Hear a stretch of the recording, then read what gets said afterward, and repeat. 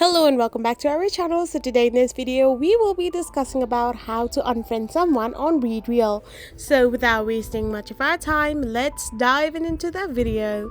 So first and foremost, to unfriend someone on Bereal, all you need to do is simply tap open your Bereal account by tapping open the app. So once you open the app, you need to now tap on the friends profile on the left corner of the screen. Once you are in this interface, then simply tap on the connection section, and there you can find your friends. So to unfriend them, tap on the cross bar. So once you tap on the cross icon, you need to hit the confirm option, and once you do so, your friend that has been crossed will now be unfriended on Bereal. So following these ways, you can simply unfriend or unfollow any one of your choice as well in future upcoming days. I hope you found this video helpful, so don't forget to hit that subscribe button and do give us a thumbs up.